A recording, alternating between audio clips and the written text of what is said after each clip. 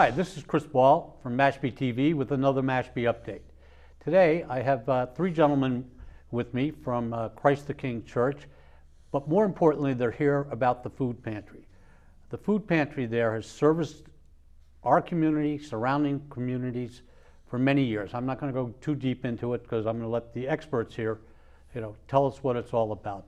But they're at this point overcrowded for what they do. They need more space, and they're going to expand what they do to better serve our community at large.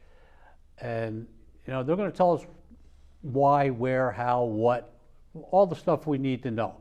So I'm going to start by introducing them, and then I'm going to pretty much have them tell you what we're doing. First, I'd like to introduce Father Ed Healy. He's the pastor of Christ the King Church. Thank you for coming, Father. Thank you for having us, Chris. Next, I have Deacon, Frank Fantasia. Frank's interfaces with the food pantry at Christ the King Church and sort of heads up and assists Dick Riley over here. Dick is the director of the food pantry, and Frank and Dick work closely together to make it the success it is. So, gentlemen, I'm going to pretty much let you take it, and Father, I'm going to ask you to start it and tell us what it's about. Well, I was at Christ the King Church earlier in my career and left there in 1999, and I've come back in 2016 to see how this pantry had expanded exponentially. And Dick, between that time, what actually took place? How many are we serving now compared to the earlier days? I started in 2007, and that year we served 1,273 families, averaging 25 a week. In 2017, we served 3,839 families, averaging 72 families a week. And last year, 5,780 families, averaging 112 families a week. Each family has approximately 3 people, and we try to give them 5 days worth of food for each member of their family. So that adds up to a lot of food. Approximately 7,000 pounds of food a week. And of course, the pantry's managed really by St. Vincent de Paul, right, Frank? That's correct. It's actually the Christ the King Parish Food Pantry with a staff provided by St. Vincent de Paul.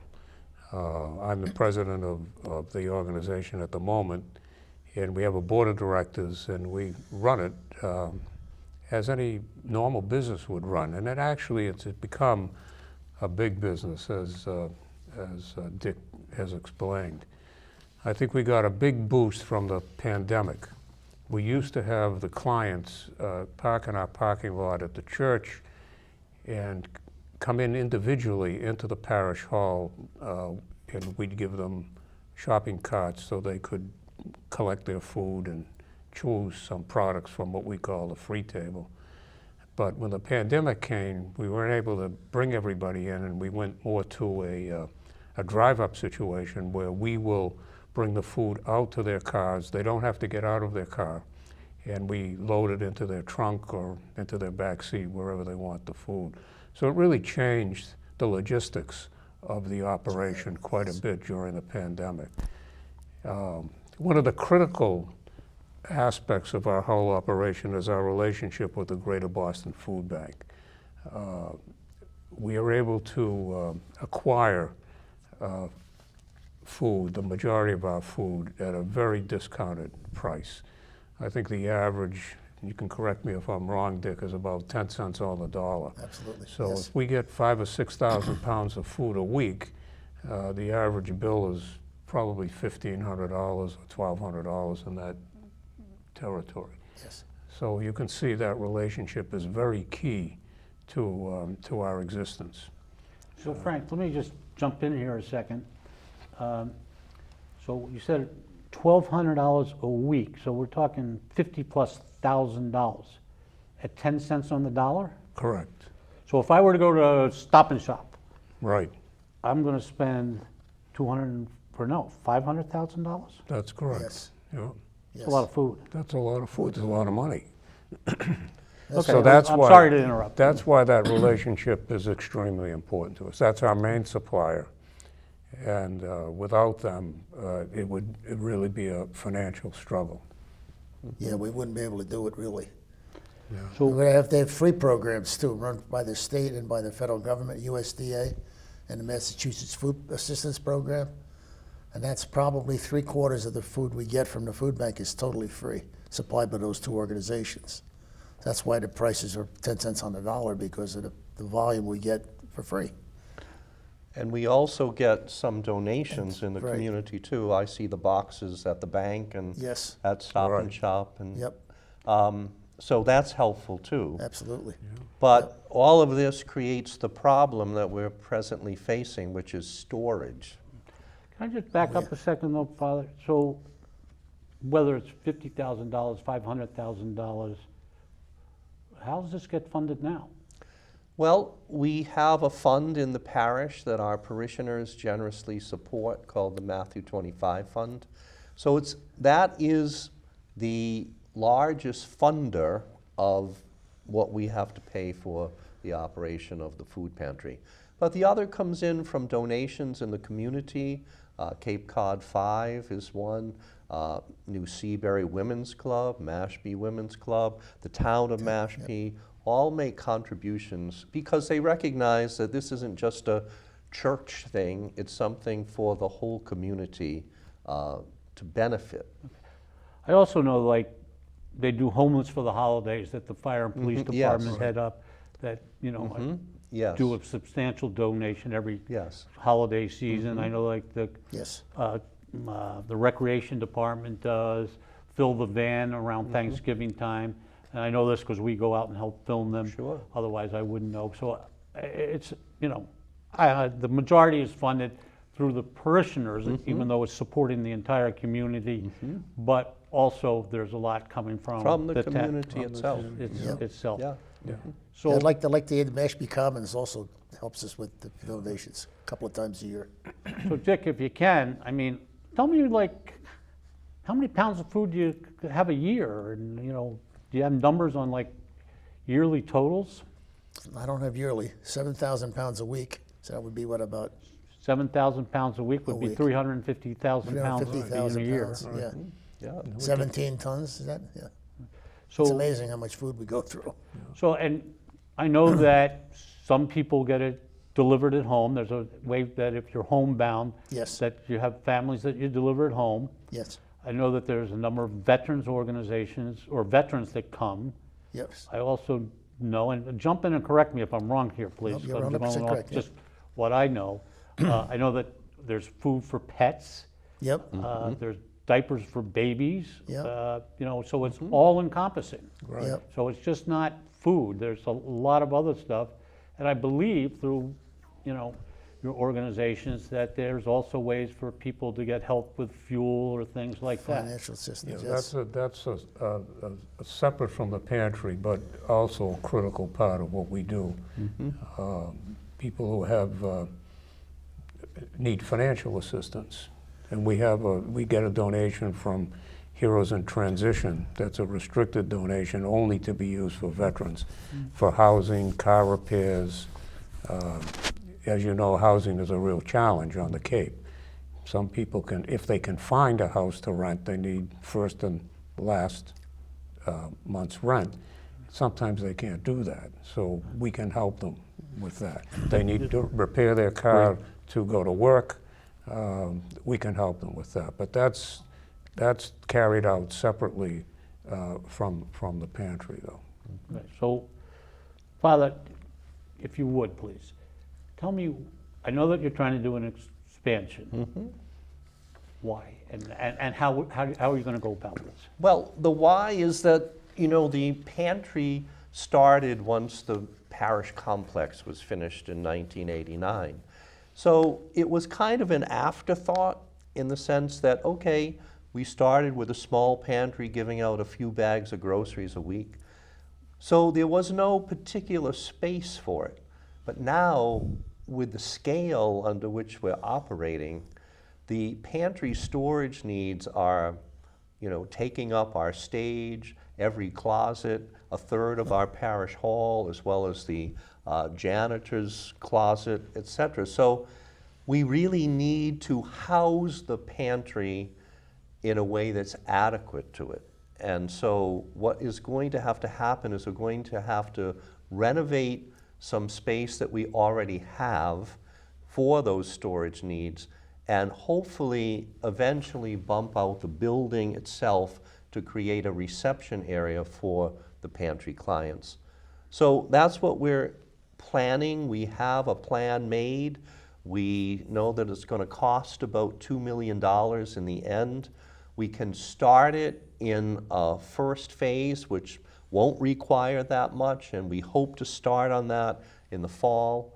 But right now, we have about 1/3 of the total that we will need to complete the whole project. So you've already raised about 650,000? Yes, we have, and mainly Great. out of our own parishioners. So we're also hoping that we can expand the donors to people in the community who recognize this as a good work that needs to be done in our community, and also some of the local businesses who have been so generous to us already in operating the pantry, that with the parishioners, the businesses, and other people of goodwill in the community, that we can meet this fundraising goal. Could you do me a favor? Define what you consider community. What is the community that you're impacting? Yeah, the church itself defines for us the community that Christ the King parish is supposed to serve. And that's Mashpee, Cotuit, Marston's Mills, and of course, the edges of the towns that surround those. So that is our geographic parish area, and that's primarily the people whom we serve. We never refuse anyone who comes, but we may direct them to a pantry that's closer to them if they're coming from a distance to us. But primarily, that's the area we serve.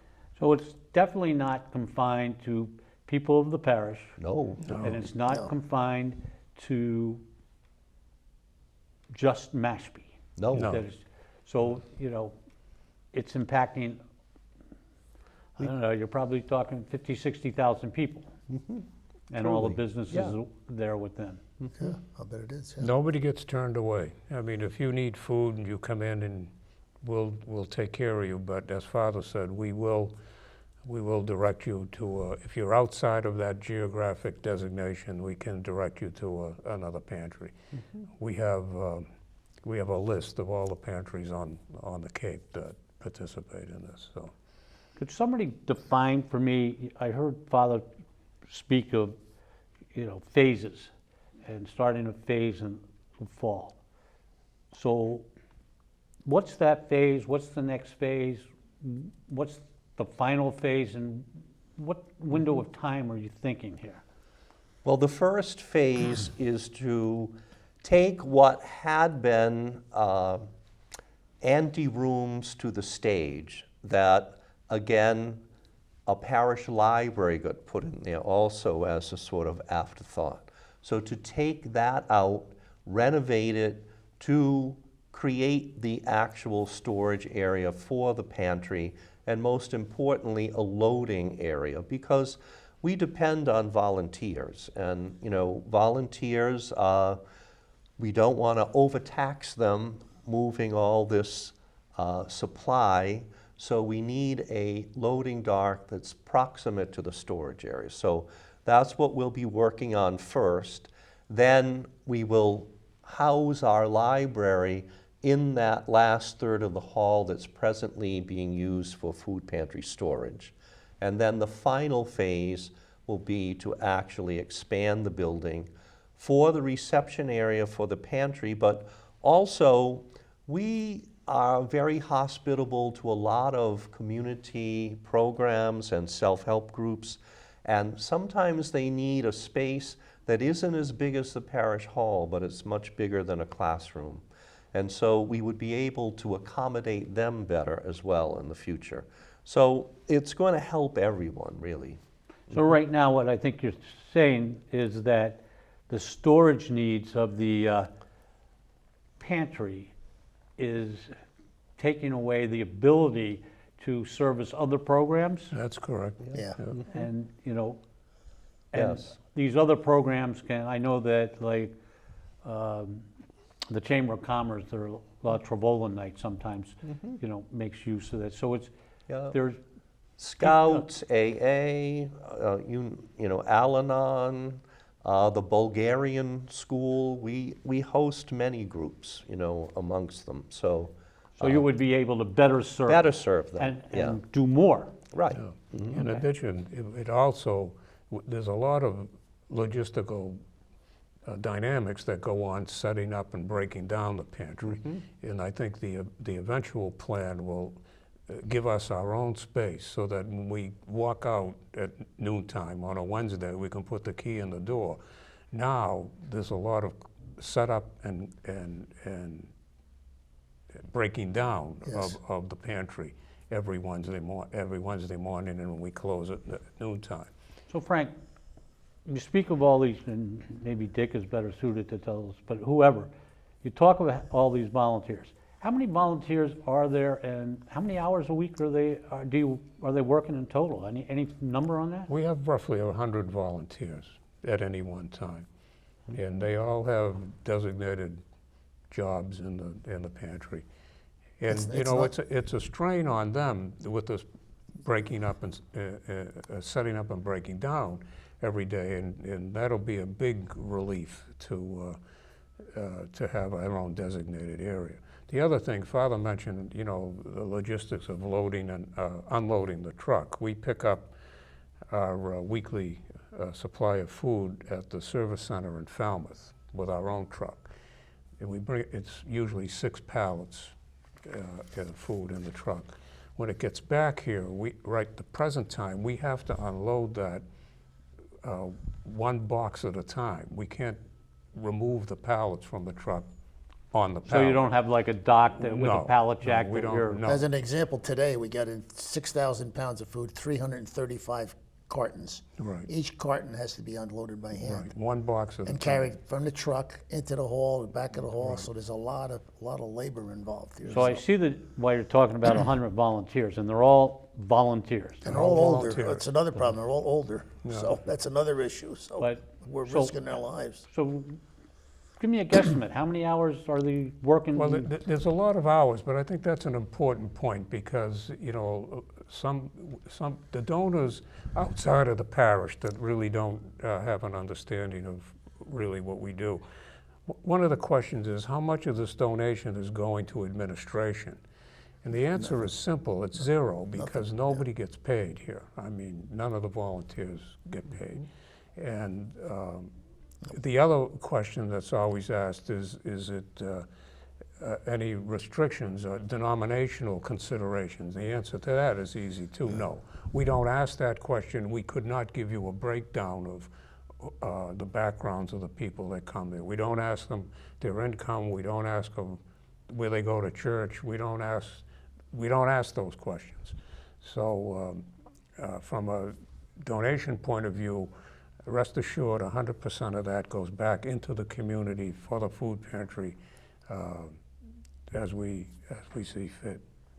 As an example of the hours, you're talking about the hours we work, it's not just Wednesday, the 3 hours on Wednesday. It takes an hour and a half on Wednesday before we open the pantry to get everything ready. And then a good half hour, 45 minutes to close it up. But then we have Tuesday, we have like 20 volunteers on Tuesday to unload the truck, drive to Falmouth, come back. Then Monday through Sunday, we have pickups at all the supermarkets. So we have a group doing that. There's at least 8 or 10 people that just do that. So there's a lot goes on other than just Wednesday. A lot of gears in the work. Right. Yes. It's a big operation. Yeah, I think it is. It's a lot. one of the things that what I always do with donors is bring them by on a Wednesday morning just to show them the activity. It's amazing. The cars are lined up around the parking lot. I've seen it. I've You've been seen there. it, and the And people it runs running. smooth. It runs It does, smooth. it People does, running yeah. around. They all know what their job is, and Yep.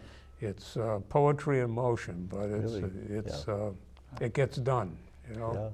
So obviously, this is a big operation. Right. You've oiled the gears, you've oiled the works, you changed, you became mobile, and agile with the pandemic. Yep. You refined it.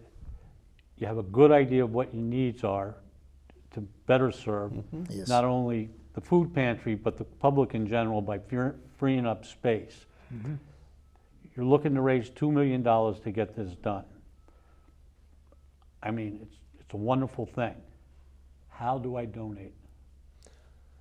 Well, you can donate online, go to Christ the King website, or we will have a Venmo account that you can donate through. And you can also write a check to CTK Pantry Project and mail it to the parish at P.O. Box 1800, Mashpee, Mass. 02649. All right, but So- you want CTK Pantry Pantry Project. Project. Right. Yeah. Again, we don't, Separate. it's all separate.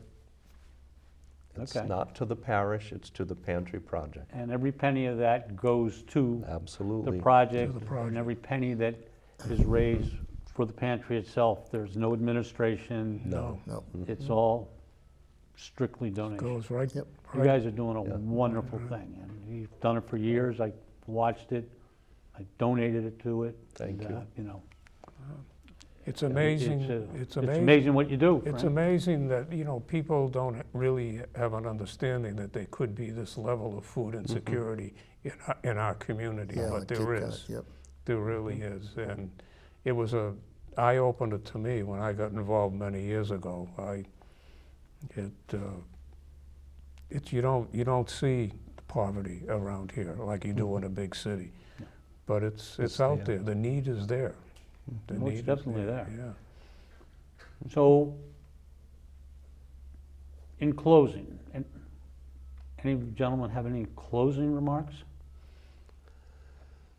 Well, I just am impressed with the way that the community already supports this, and they recognize that we as a parish aren't just doing this alone. We can't do it alone. So I have great hopes that with their cooperation, we're going to see this through.